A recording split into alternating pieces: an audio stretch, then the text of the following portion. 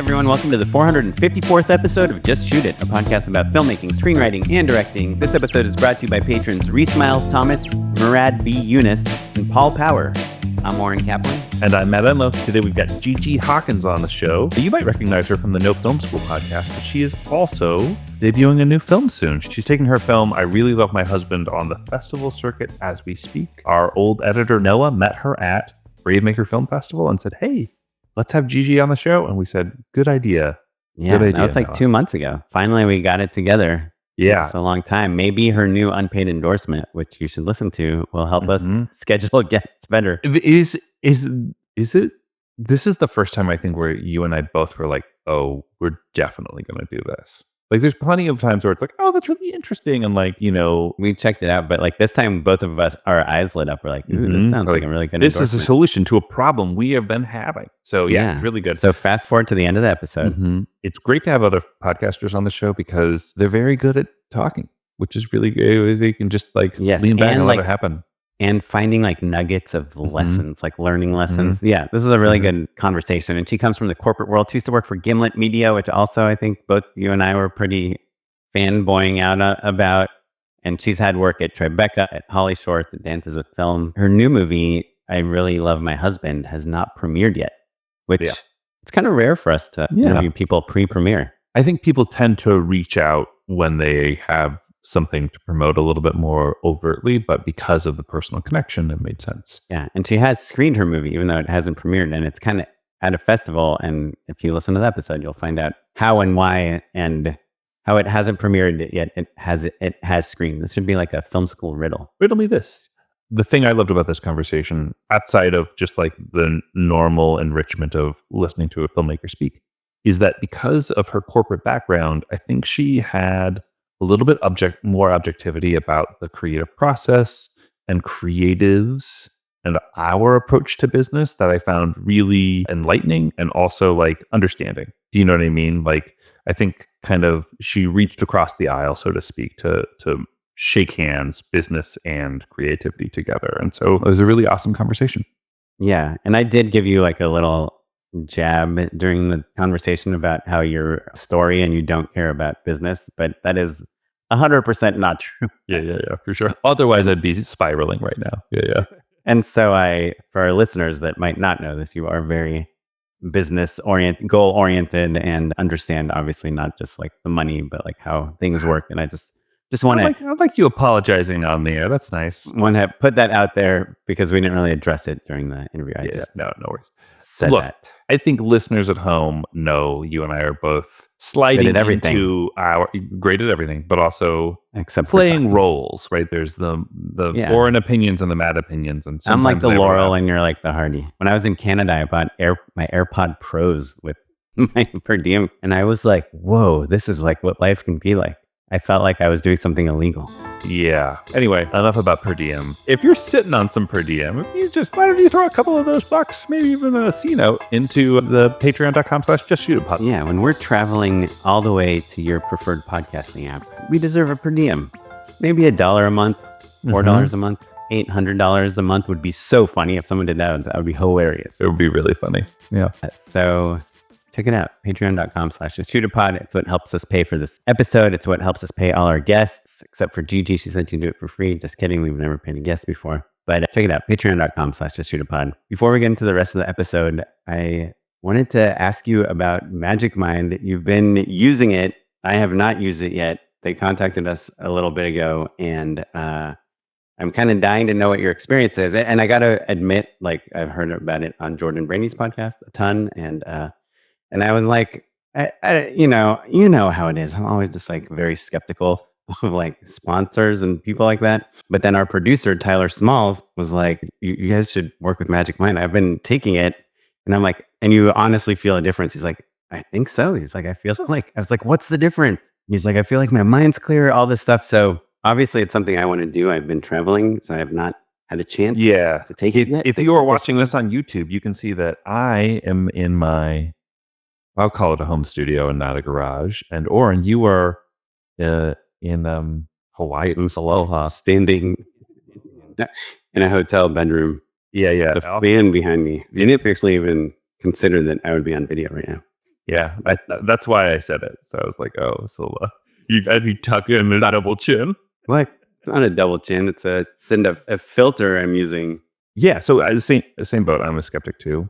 I think it was the episode before last is titled Freaking Out. You've had a very stressful time. I've had a very stressful time. It's the holidays, and it's this weird situation where we're like either totally slammed or kind of in between things, right? In Hollywood, people are either like trying their hardest to get everything done before the end of the fiscal year, or they're like, what should we do next? Like, let's talk in January, let's talk in February. And you're like, what? They left 25, right? Honestly, the sponsorship was like really well timed because I was like, oh, I could like use something to kind of like keep me in the zone. And I gotta say, I think it works. Yeah. I mean, like I've had a pretty positive experience and truly I'm a skeptic on all of that stuff. So like, right. But I want to just clarify because people might not know this. I think the sponsorship is basically they just sent us like 15 magic lines. Like it's not like we're getting a ton of money or anything at this point. So this really is about us wanting to try this product. Podcast as a way to get sort of free product. So it's not like they're like, yeah, like this is for real. We're curious about what this does because we've heard other people talk about it. We haven't believed it. And you're saying you believe it now. I believe it now. And also, honestly, I hope that the partnership continues because I want more. Right. You're hooked. It's really rad. Wait, but so what is it? Like, sorry, just real quick. Just give me 3 sentences on things you've noticed different since you started taking it. And also, how long did it take to kind of kick in? Like I said, I've been in a pretty stressful head state and like it just kind of evened me out. It wasn't like, it's not a beautiful mind situation where like I can feel my brain, my consciousness expanding or anything like that. I was just like, oh, in the morning. Second act, break. Perfect.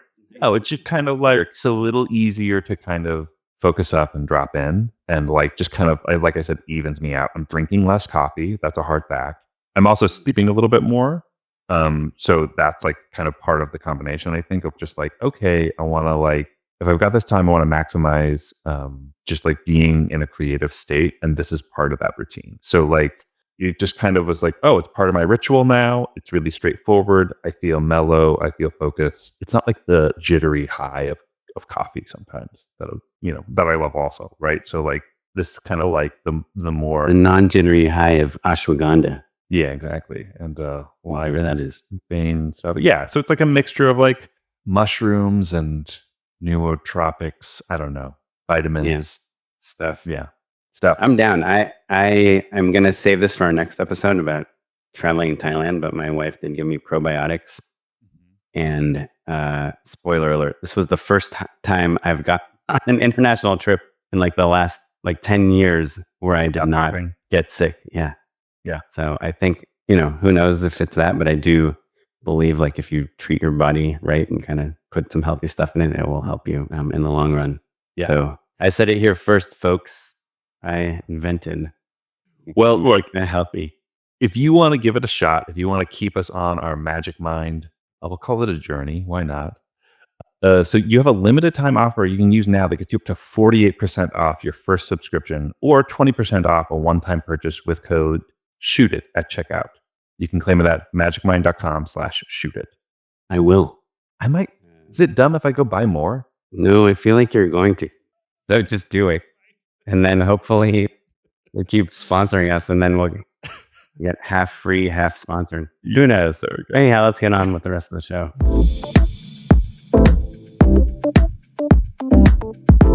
What the hell does GG stand for? It stands for Grace Gloria.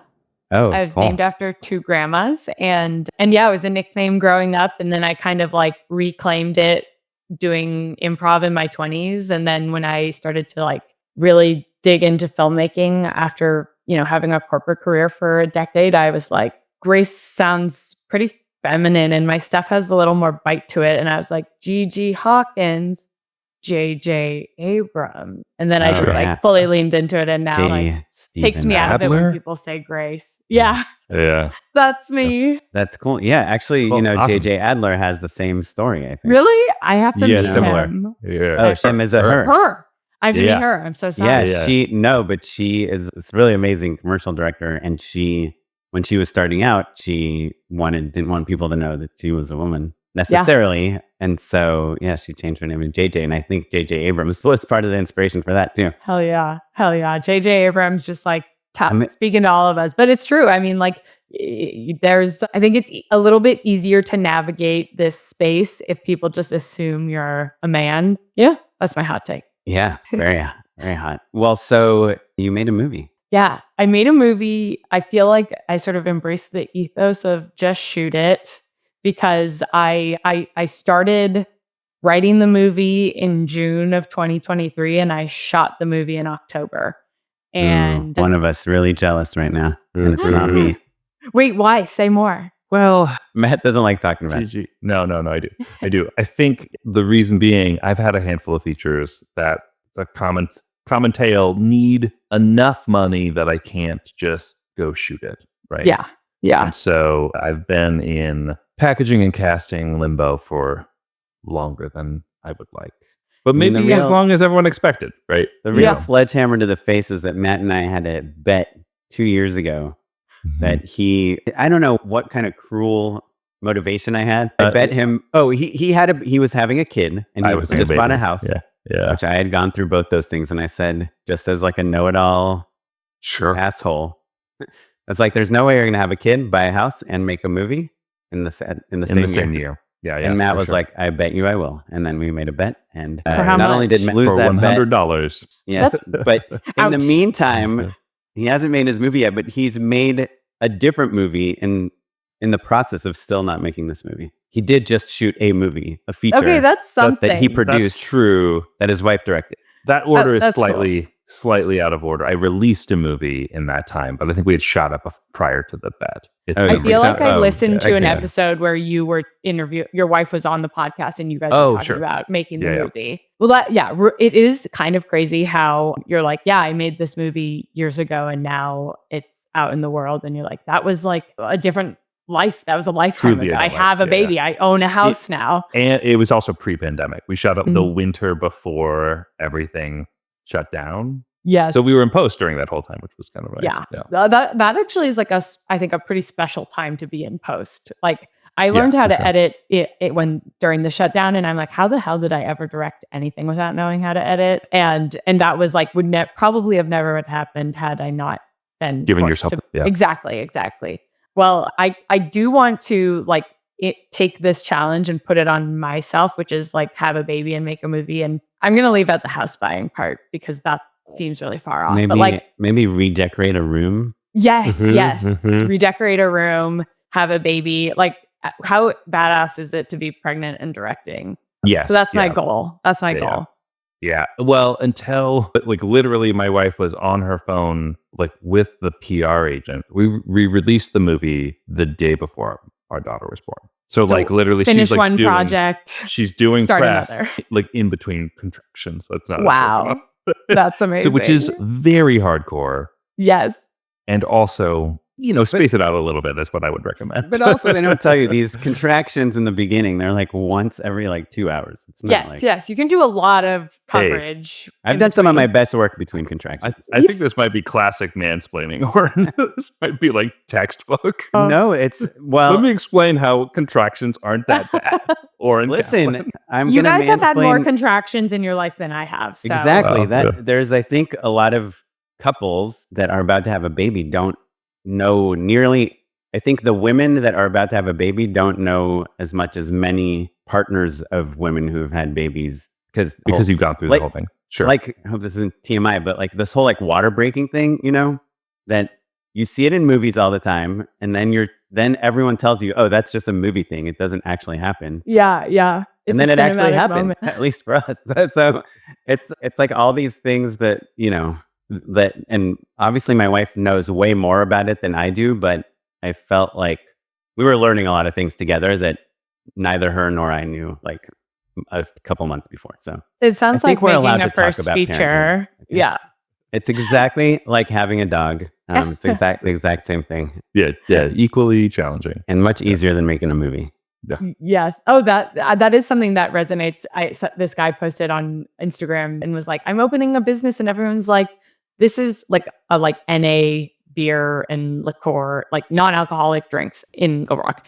And everyone's like, that must be so hard that you're like opening this store. And he's like, and then the next post was like, and then I say, no, I made a low budget movie and now I can do anything. And I'm That's like, what the guy said. Yeah. It's like, I mean, an NA bar in Eagle Rock, Yeah. so hard. Maybe it would work in Echo Park, but like, Sure. Yeah. Well, now I feel like I can do anything because I made one movie at least. So you'd made a bunch of short films before. What did you do before you were directing? I mean, obviously we know you have the podcast and you do a lot of other things, but you said you had a corporate life? Corporate job? Have you seen Mad Men? No, never heard of it. Okay. It's a show about advertising in New York City. Oren's being facetious, but I can't tell you. So I teach a commercial acting class, and I will bring up Mad Men all the time as a way of trying to explain like agencies. Yes. And it's all blank stares. Like they have not heard of it. It's been off the air for like 10 years though. Yeah. Yes, we're old now. Mad Men is like an old thing. Foundational, For anyone who's watched Mad Men, there's a character named Pete Campbell. He is in the agency world, the client services guy. He's the guy who's wining and dining clients, taking them out, bringing them in to the meetings with the John Hamm character, who's the big creative. And I was a Pete Campbell. I was did that at Google and YouTube. And then I went to the Wall Street Journal. And then I finally ended at this podcast company called Gimlet, where I was doing a lot of like getting clients Gimlet in. Media. Where'd they come up with that name? I wish there was a podcast to tell us. There's a podcast that sort of dives into it. But I had been listening to the podcast Startup, which is like a real time previous unpaid endorsement. That's how long we've been doing this show. Yeah. Oh, I love. I mean, what a great one way of my all-time favorite episodes of any podcast ever is the one where Alex Bloomberg is trying to pitch his company to this big investor, his name on the street. Uber guy, the guy who invested in Uber. Yes. And then the guy's like, your pitch absolutely sucks. I'm not going to invest in your business, but if I were to pitch it, this is how I would pitch it. And he pitched like this very compelling thing. And it's not that like that's the moment I learned that this is like 100% a sales game, like life basically. Yeah. But it definitely cemented it. And it's this like perfect, like 5-minute scene that dramatic shows you. Yes. Like Alex is like sweating through his shirt and so nervous. Like you hear the actual audio and he's just like pitching this guy on the side of the road. And it's not only truly just like poorly. And he's pitching a business that ends up being this like multi-million-dollar business that sells to Spotify, probably because of. I did play a role in it because I was part of a very small team that was like figuring out what podcast advertising looked like, and then part of the deal to Spotify was like, look at how we've monetized this business outside of the traditional like NPR style model, and it was really easy. It was really fun and easy and exhausting in a lot of ways, but it was fun to be a salesperson who's not really a salesy person. I'm just like really a big geek about story. And I love podcasting. And when a recruiter reached out to me and was like, hey, this podcast company called Gimlet is, and I was like, stop right there. I listened to They're like, they need a new janitor. Exactly. I'm like, I'm in. But it was like, I got all these reps in pitching in rooms I had no business being in. And I was just like, I'm really good at pitching the concept of podcasts and I love podcasts, and anyone who wants to join in here, like, come on over. No worries if you don't. And I feel like that translates to like filmmaking. Like we have to be pitching and getting people on board all the time. It's like 95% of the job. And I feel like Matt, because all I want to do is talk about pitching. Yes. I think Matt sometimes is like, hey, let's talk about something other than pitching. But to me, it's like, that is the entire job. It's not the entire job. That's the problem, right? If you want it to be the entire job, you go do Gigi's old job. Yeah. Right? Well, I do have a specific lesson from being really good at pitching, but then trying to get into like writing and directing. And I got lucky with my first short. It was really good for a first short. And my second short, I was like, I know what I'm doing. I got this. I had like left my job at Gimlet, like right after the Spotify acquisition, which was nice and it gave me some runway. But I did a pitch and I like raised money for a second short film, without understanding story, without understanding like the fundamentals of directing. And because my whole career had been built on selling people in on this idea and then having the creatives figure out how to do it later, like doing a lot of long form branded podcasts or these like projects at the Wall Street Journal that was kind of like T-brand studios. So these custom content things. And having sold in people on this idea, but not knowing how to actually pull it off and actually deliver was like one of the biggest the first lessons. salesperson ever to not have any idea how we are supposed to pull it off. Wow, what a unique situation. Yeah, truly. I mean, I had a very supportive team of people pulling things off, and there was like always a healthy creative tension there. And now I'm like on the creative side. I'm like, oh, like to make something actually work is really, really, really, really, really hard. And but if you have a script, to that's write down that it works is really, really easy. Yeah. To promise it's gonna work, right? Exactly. Yeah, trust me. Man. Yeah. That's great. It's funny how often we say in pitches, like, it's gonna be so hilarious. Yeah. Trust me, it'll be funny. Yeah. People are gonna laugh because it's just so relatable, you know? They'll see themselves in this. You know what's funny? Every once in a while, I will have boards that are very clearly not trying to be laugh out loud funny, you know, that are just meant to be entertaining, you know, like clever or enjoyable in some way.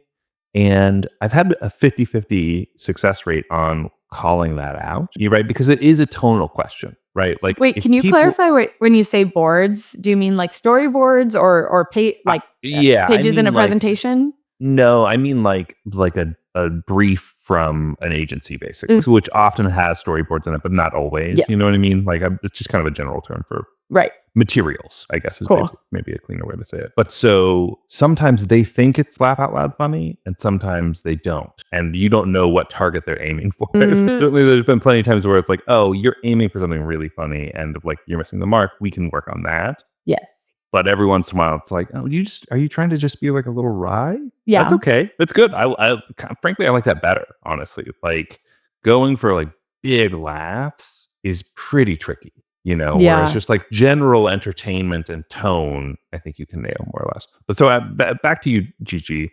I'm curious, tell us more about the second short film, right? So like you said, you pitched the heck out of it. You sold people through. Yeah. What are some lessons you learned about making that second film? I think one of the first things I learned is like writing. I wrote a script that I got like generally some like positive feedback. I think my writing style in my voice is like fun to read. And then there were two people who flagged that the story wasn't working, but everyone else was like sort of yes manning me. And so I think the first thing I learned is like outside of understanding story, which I figured out later, is make sure that like you're sharing with people who are going to be like not afraid to like push back. And I'm now getting married to one of those people who push back. Sure. So like it is a positive thing. And the second lesson I learned is I was casting based off of like audience and following versus chemistry. And it was a story about a couple that goes to upstate New York and they break up, and it's sort of like the anti-meet cute, and I called it break cute. And I was like, I'm so smart.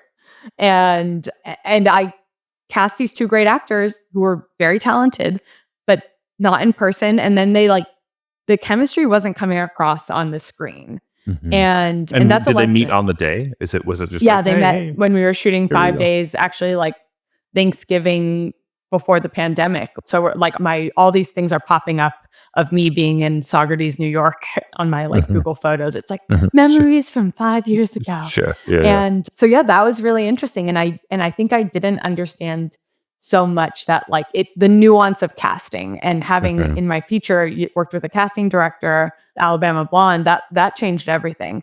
And then the final thing is I really did feel like I was going through the motions of directing, and like we storyboarded everything, we shot listed everything. I had a great DP who was so generous with his time. And we even like went upstate and like pre-shot some things. But can I ask, who were you paying for this yourself? I raised $30,000. So I hit up like friends, family. I screened my first short in my hometown and gave a talk on like the importance of supporting female directors. And here's like 8 ways you can do it, including like seeing films in theaters directed by women. And then the last one is like, you can give me a little money. I got Can fiscal I ask what your sponsorship. hometown is? Piedmont, California. It's this Oh. town surrounded by Oakland. It's kind of like a wealthy enclave that's like now overrun by tech people. And so I was like, got some people to like, I'm like, bring people who like want to open up their checkbooks, and gave a talk in a backyard, and my dad operated the projector, and like, That's cool. that That's hustle, which I appreciate. And then by the time I was like sort of getting the cuts together, I was getting a lot of like, I was sending it out for feedback, and Wait, things could you weren't tell feeling- on set that there was like on set, it was so fun. I was like having a blast. Everyone was having fun. I was in a party host mode, and I was in whining and dining my clients mode. Sure. And sure. I was also working with like one of the women, or the only woman cast. She is an improviser, and she's so funny on set. So we were like cracking up, but like that doesn't always translate to it's almost never facade. does, It's a magic spell.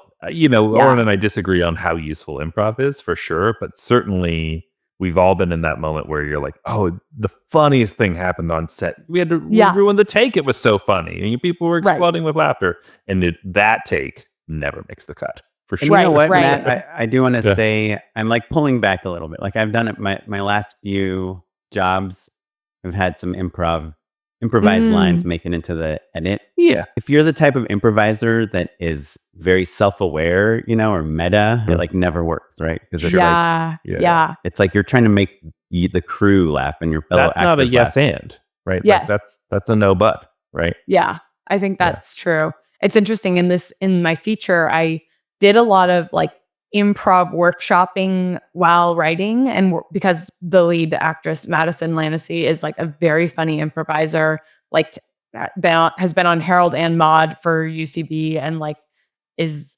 at the Mamma Mia Bit Different show at the Dynasty Typewriter. Such a funny improviser, but like when we had the parameters of doing it in rehearsal, we found discovered these amazing things, and would occasionally open it up during filming, but like it never land. And we only one scene do we use her improv and it was a very specific setup that her improv would shine in. Right. But yeah, the thing, it was such a humbling lesson, because I think, having sort of ascended the corporate world too quickly in my 20s, I think I was just like, I got this. Whenever I try something, it works out. And it was really good for me to hear, and it was actually Charles Hain, who is my connection to No Film School, and he became ironically, he was my film school professor before I dropped out of film school. And I'd been listening to him on No Film School for years, but I shared it with him, and he was like, I wouldn't show this to anyone in the industry. And I was like, thank you for telling me, like things have felt off. Wait, is that who you're marrying now? No, I'm marrying Steven Cedars, who also said similar advice. And he was the one who gave me advice on the script, saying, I don't know if the script is working. That's who I'm marrying. Charles is married and has a kid. Is in New York. Steven, and does he work in the film industry? He's also a filmmaker. Yeah. So I met him when he was shooting his first feature, which is like a horror comedy called Snatchers that premiered at South by, and the alien head. Movie. Yeah. Oh, you know it? Yeah, Check yeah, out. There's the alien. Oh, awesome. Oh, cool. Awesome. That's great. It's the mother snatcher. Yeah. But yeah, this going back to like the sort of pandemic moment, like I took back all the footage in a Hail Mary attempt on this short film. I decided to include a dog in it. This great dog named Pete, who just is like a hound lab mix and just has the 1,000-mile stare and just will like win your heart over. And I took every single frame of that short that was about a couple breaking up, and I reverse engineered a different story. And I decided, was like, there's something in this footage with this dog, and I don't know what it is, but I was trying out all these different premises, like the dog's trying to break them up, the dog is trying to get them together. And then I finally landed on this concept of like, dog is adopted, thinks he's been kidnapped, and it became like Homeward Bound meets Taken. And then it became a 6-minute short. And I did like the most bizarre pickups you can imagine, including Pete the dog was visiting LA. And I took him into my apartment and like with one friend during the pandemic, like shot him looking this way, shot him looking that way. And like, that was how I learned to direct, like fucking In a working Hitchcock that. style. Yes. Sure. So there is like a happy ending to that failed short, and Pete the dog saved the short. Thank And God. that movie turned into Oppenheimer. Oppenheimer. Yes. Have you heard of it? Yeah, I haven't seen it yet. I can't wait. I watched Barbie, okay? Yeah. I don't have time for both. What's fascinating to me about this story is that I think it's rare that you can have, for lack of a better word, maybe a failure, right? So clearly pointed out to you. Do you know what I mean? I think we've all made things. I guess every once in a while, I'll shoot a commercial and air.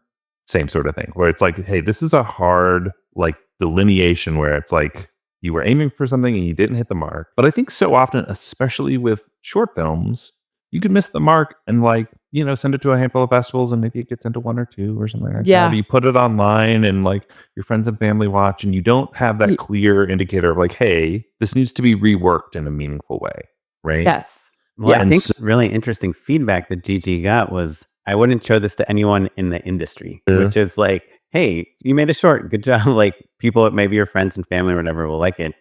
Maybe you like it. But if you are using this as something to advance your career, maybe there's something different. Like I didn't want a gold star for completing the assignment. I wanted to make something that would make people feel things and felt true to my voice. And it took like a lot of crying and a lot of time and learning how to edit, like and getting frustrated because Premiere was premiering and like and that was I do think why I was grateful for that time where I was forced to stay in my apartment and figure it out. Yeah. Kind of incredible. And then as a result, you end up with something that you're happy with, right? Yeah. Pretty wild. Yeah. Wait, so did the dog short do anything? Yeah, so it premiered at the Sonoma International Film Festival, and then it went to.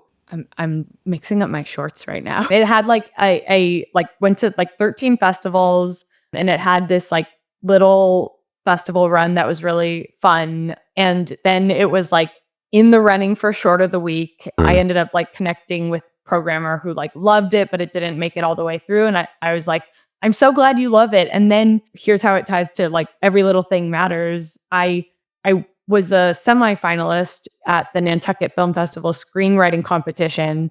And I didn't win anything. I didn't even get to the final round, but they're like, if you come out, you'll get a free pass. And I was like, Steven, we're going to Nantucket. And there I met this producer named Gil Holland, who's based in Louisville. And we talked for maybe like 2 minutes at the festival, exchanged information. I sent him I'm like, this is my voice. This is the latest thing I did. He loved it. And then he's like, you sent him the short, the dog I sent short. him the dog short. It's called Rescue. I sent it to him and he loved it. And then he's like, I have a music label. You can use any of my music for free in your projects moving forward. Like, and then most of the songs in my movie, my feature, are from Sonoblast. Awesome. Yeah. By the way, that's thousands a really of dollars. Amazing title. Rescue. Yeah, it's really strong. Yeah. Especially, based on, given the premise. Yeah, it's really good. Yeah. Also, like the triple entendre of like you rescued your film, you know? Thank you so much.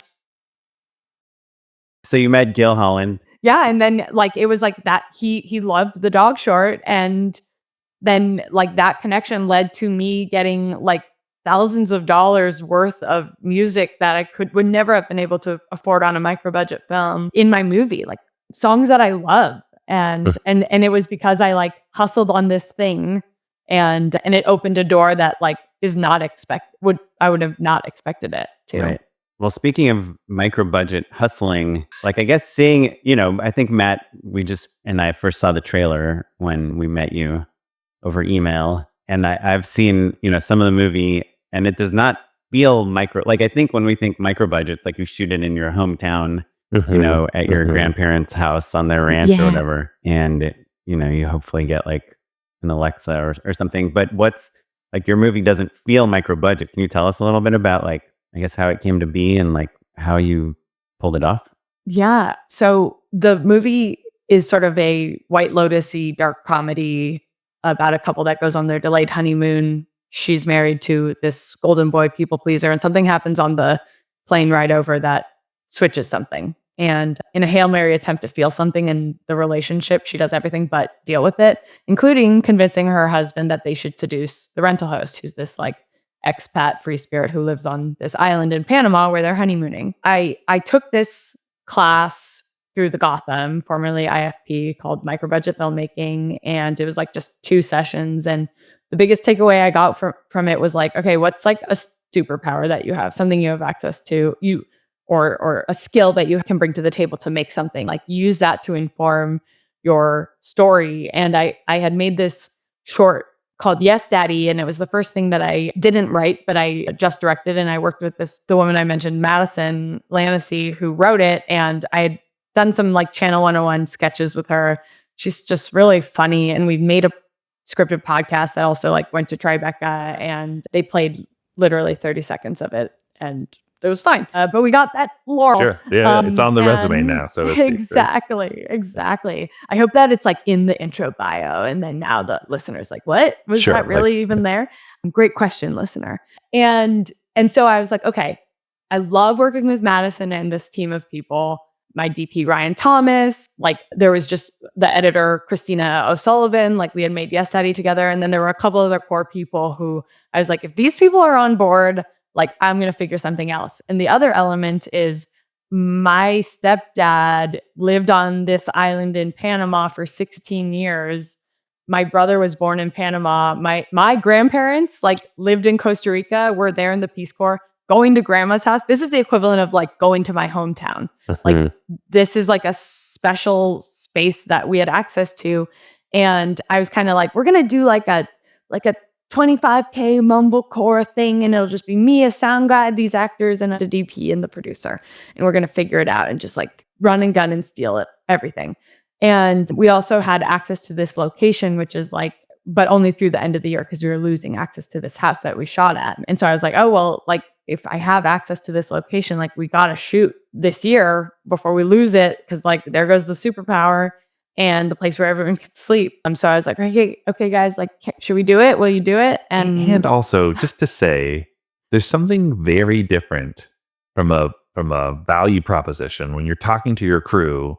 You're like, hey, do you want to go to Elk Grove, California, where I am from? Yeah. Or, the suburbs.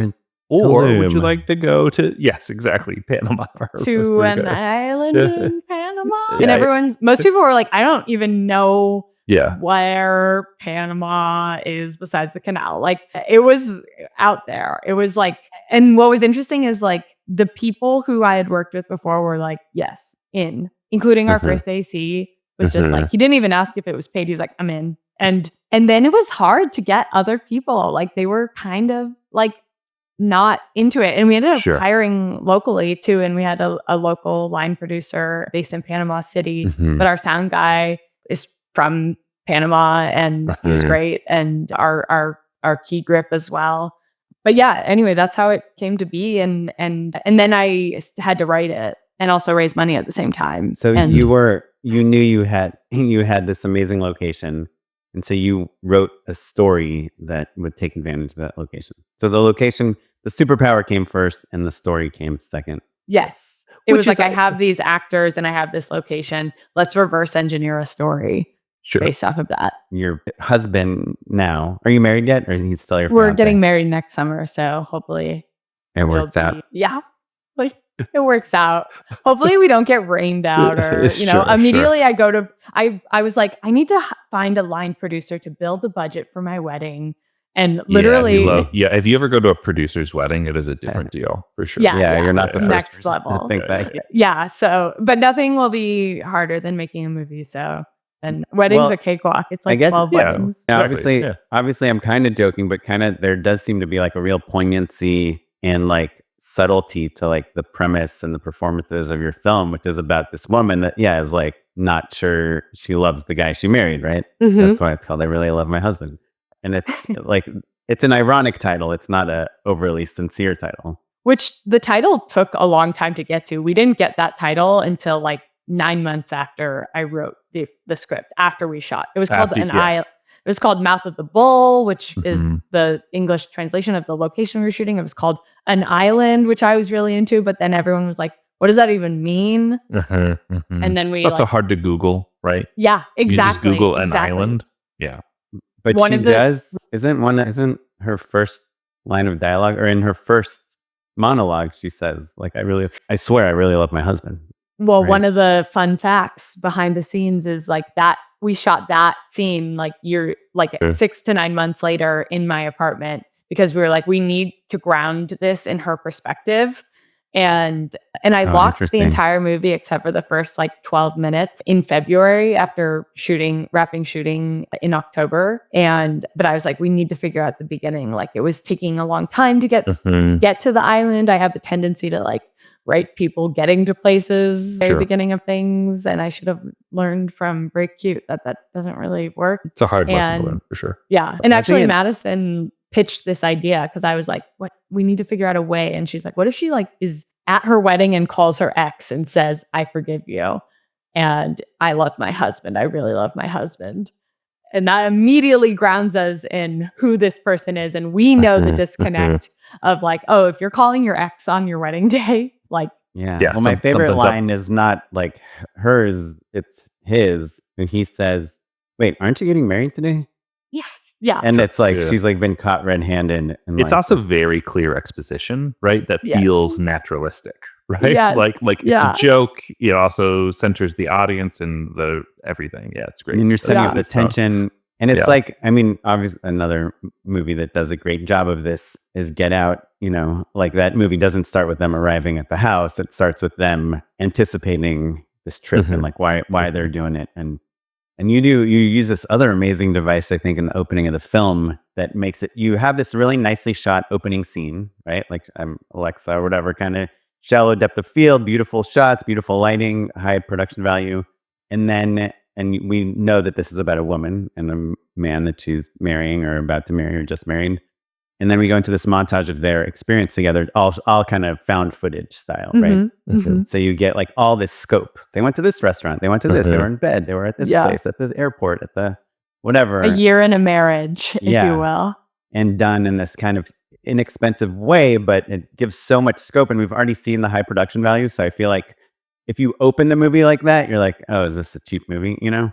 Yes, which but- was originally how it was, and it was not working, and it takes away from the fact that like you can't be like just watch this like iPhone hold on. footage Don't opening, worry. and then Yeah. you'll see the Panama thing. So just hold on. Yeah. And bear with It's us. going to No, be you- really pretty soon. Yeah. Exactly, you lose the audience immediately. Another Yeah. great like learning. And Yeah. then, sorry, I know. No, Matt, no, go this is ahead. why we don't watch the movies. Sure. That's Yeah. what's going on through Yeah. Matt's head. I'm like, okay, let's make sure the audience understands Right, what's right. happening. Yeah. But so you have this opening scene that basically explains all the tension and relationships in a very naturalistic, kind of funny setting. But that's simple, right? It's just one actor on a phone. And I guess you shot it at your apartment. I was convinced she was at some wedding venue, so you did a great job. And then we have this like montage of like all these locations, which is, again, to me is scope, right? Like the cliche low budget movie is like two people in an apartment with white walls, Mhm. right? So it's like the exact opposite of that. And then the very next scene is they're on an airplane, which also does not scream micro budget to me, right? Matt just shot Yeah. on an airplane. How did you shoot on an airplane? It's such a good thing to be calling out, like how to put as much money on the screen as you can if you're shooting a micro budget.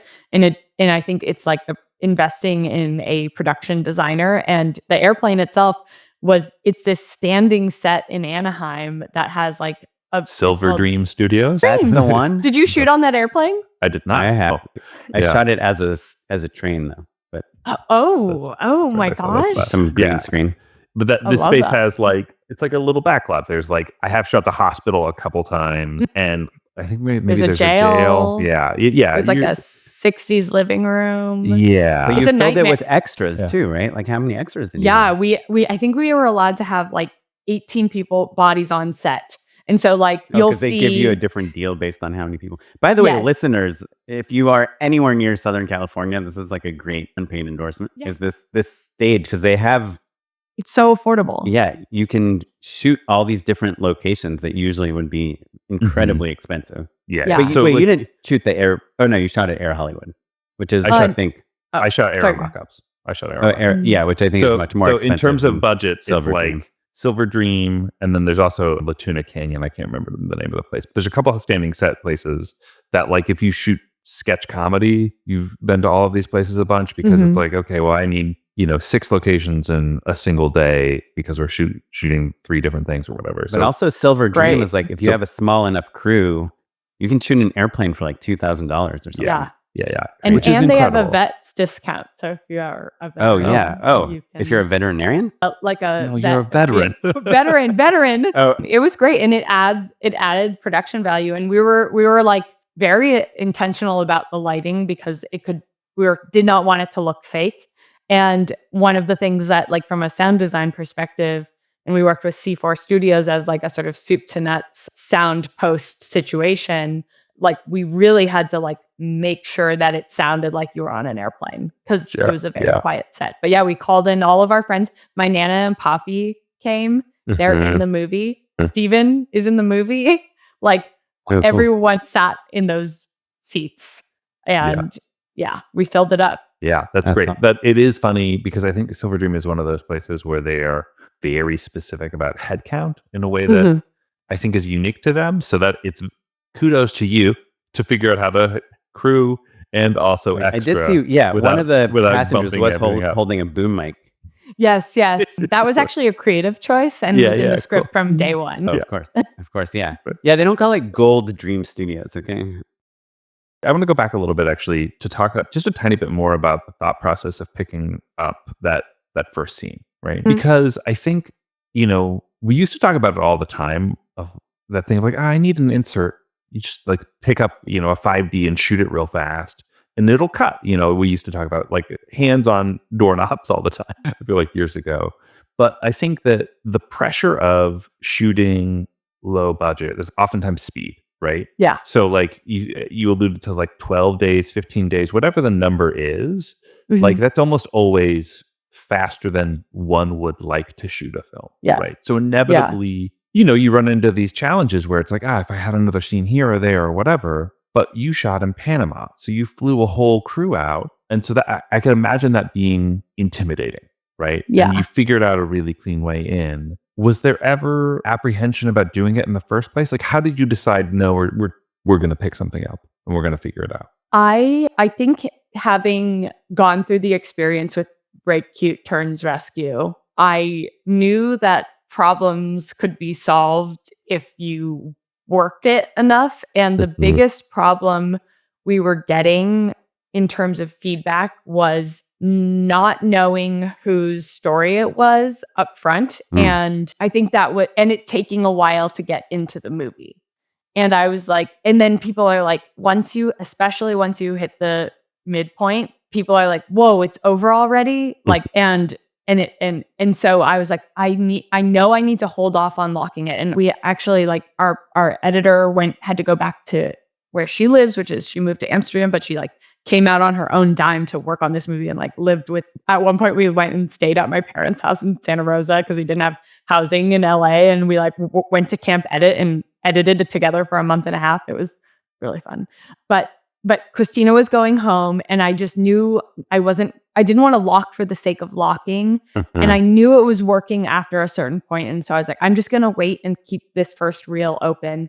And then I got into basically like pressure testing, figuring it out mode in terms of like, I shot a bunch of things on my phone with me and Steven to be like, could this work? And we had some footage of them actually at the airport because like some of the like things on filming on the phone, which becomes part of the story, like I had the actors actually film as they were flying to Panama. So like the airport stuff is real. And then when I realized I needed to like do a little more work setting them up as a couple and establish that we're in her perspective, I came up with this idea of like a year in the marriage. Like I started talking with Madison, who also has story by credit because like I wrote the role for her. She did all these improv workshops and she also like was helping me break story at different points. And she came up with that idea and I was like, yes, there's something there. And we kind of went back and forth because like we wanted to show this, woman who is not willing to do the work on herself and really face that she's not happy.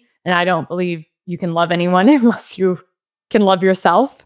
And so we were like, what if she's doing her morning routine in the morning where she's going through all these motions of all these things and kind of like a hyper fixated on things that are in her control and which is a theme that comes in the movie itself. But like ultimately, I think this was like the right choice to ground it. It was also shootable in that like I believe that like creative constraints are gifts. And it's all one shot. It's actually 2 shots stitched together.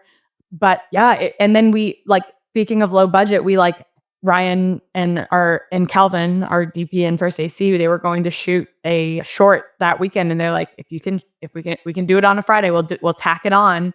And then everyone came together, and then we like, there's like one shot. I through no film school, I was able to like get a hold on like this Sony camera, 8mm or whatever, I don't know, film camera, and I like shot one shot from that, and it was just like calling in everything, and that, but it ended up working out, thank God.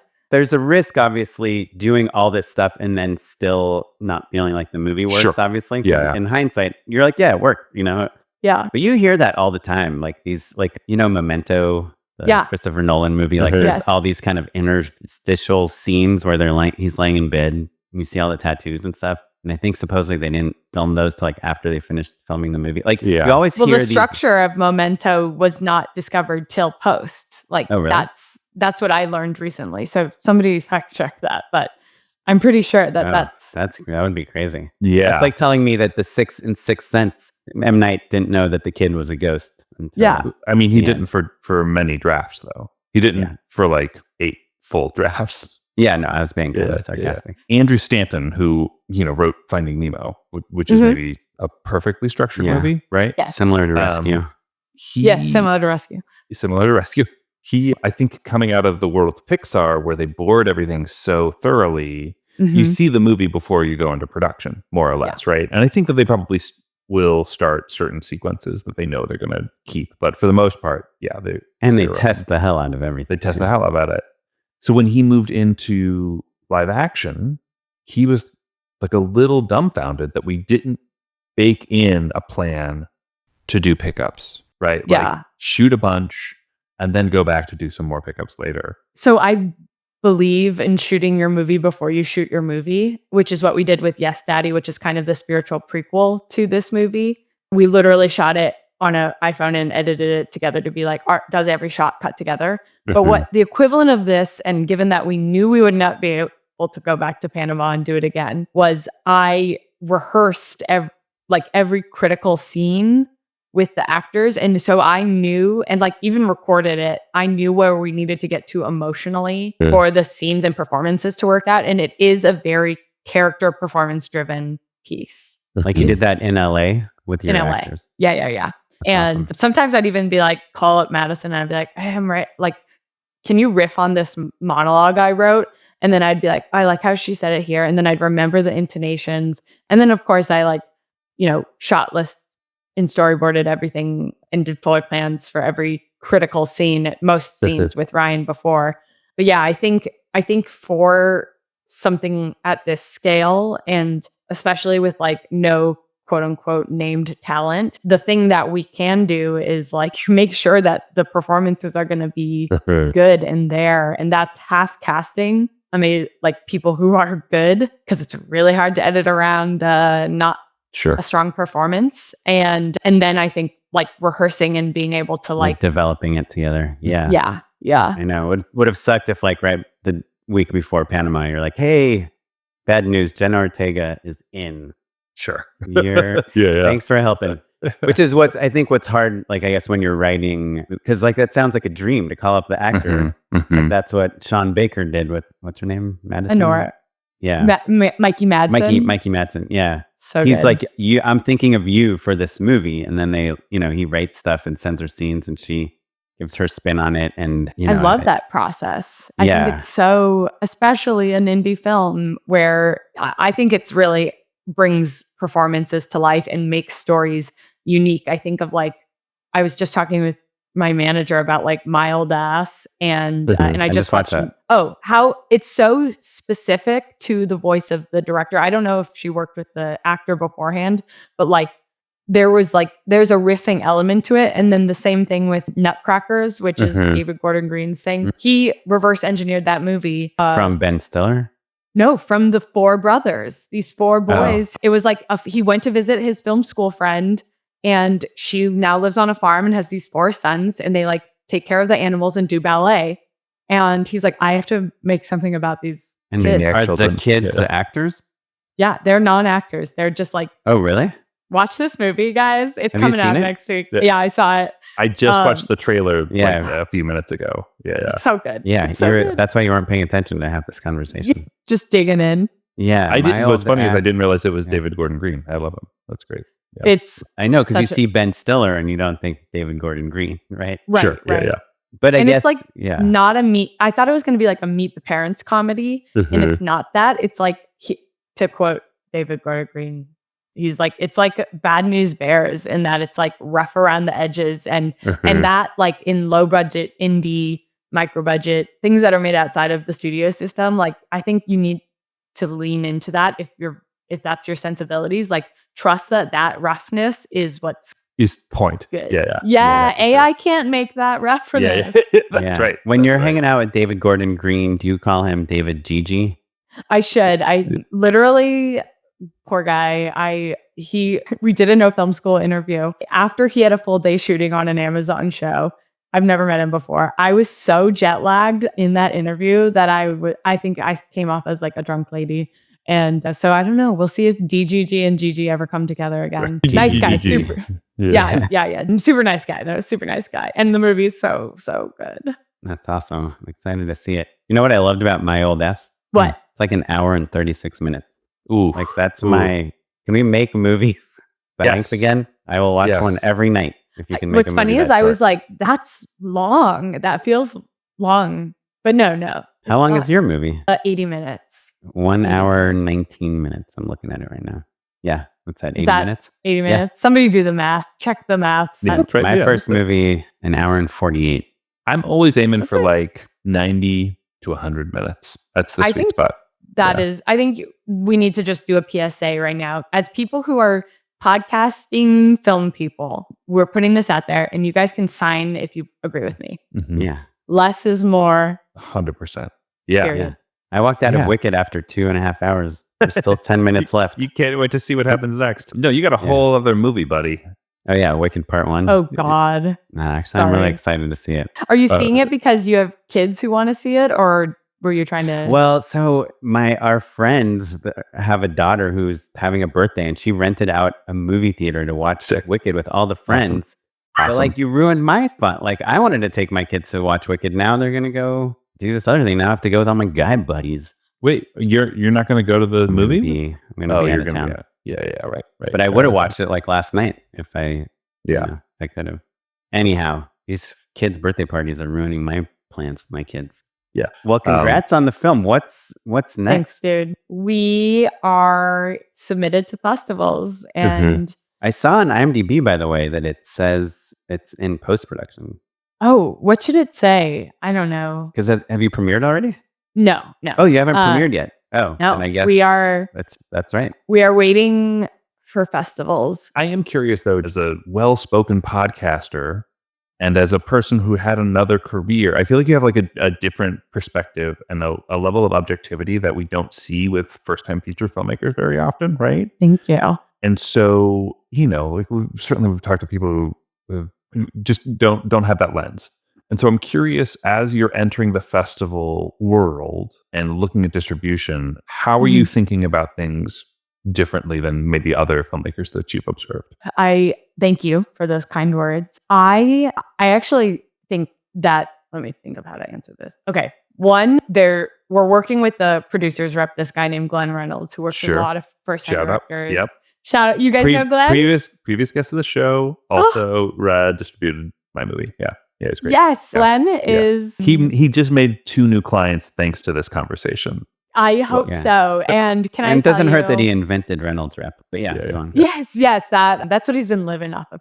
No, this guy, it's so nice to, I think that as creatives, I've experienced a lot of people who have just sort of been in the creative space who have this like allergic reaction to the idea of business. And I felt like really my feelings were hurt a lot at Gimlet when like certain people who I was like, I've been listening to your show for years, I'm such a fan, would be like, you're icky because you're the sales business person. And there were other people who were very accepting of me who I also was big fans of their shows. And I think that bleeds into the filmmaking space. And I think that as indie filmmakers, for anyone who's an indie filmmaker, like you are an entrepreneur and you need to also treat it like a business in that you need to figure out how to get your distribution out there. And we had a fun roundtable for No Film School called like Distribution Goes Punk Rock. And it looks at like how you can do it on your own, how you can hustle around it in your own way or with a partner or with, a sort of hybrid model.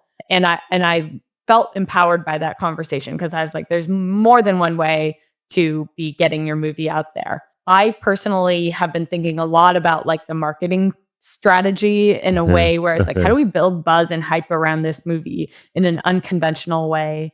And one of the things I've been doing is just like sort of like bleeding openly, spilling my guts out on No Film School, like talking through things in real time and just trying to be honest and vulnerable about it. I want to more so, like I just launched a newsletter called Making It. And one of the things I'm doing is like bringing people on as they're making their movies, as opposed to talking about it when they have the like rose-colored glasses, glass of like, I'm done and it was really hard, but like I did it. What about the people who are like, it's a glint in their eye and they're like, I'm trying to get the first round in and like they've had a commercial career and like what is that process like? So anyway, that's all to say is that I think my experience being outside of the film industry makes me well-rounded in a way that I think I've had to learn how to tell story, whereas other people are like obsessed with story, for example, and like get the creative. But like the business side of it can be something that they don't want to touch. And they kind of like stay in these echo chambers of not putting themselves out like there. Matt. And Matt, you're just not. Like, no, just but literally on a podcast. Matt's not putting myself out there. original pitch for this podcast was to be called The Story Hack. That's true. Oh, I was interested in story for sure. Then Gigi's made a more efficient version of our podcast, Making It. Oh, yeah. It's just going to be another podcast. I can't do another. Okay. Yeah, from a word at least, right? 2 words. Yes, exactly. Well, I think I used to I feel like I embraced this idea of like fake it till you make it because like everyone's faking it, or like I had all this imposter syndrome and I'm just like keep moving forward. When I was at Gimlet, I had a boss who was like, the only thing we can control is the number of meetings we take. That will determine how many people send us proposals, that then we can be in consideration for. And then the funnel gets even smaller with the things that will actually go, like sell through. And so I think that was the takeaway, take as many meetings as you can? Yes. Yeah. And truly, she showed me the data. It's like the more meetings people logged, like the more revenue they brought in. And so like you can hustle and hit the pavement. And so like when at a stage, for example, like raising money for your project or getting people on board or like taking generals, I just genuinely believe like the more you put yourself out there, the more likely you are to find your people to then run with to make the things you want to make. And I think that's the sales mindset that isn't icky, as genuine. And it's just showing up to see who you genuinely connect with and making sure that you're not saying no to yourself by just simply not putting yourself out there. Right. Totally. 100%. And we've heard versions of this that like quantity leads to quality, or fail fast and, Spiritually, I think it matches the just shoot it mentality. It's you're saying the same thing, right? Yeah. It's kind of a ripoff.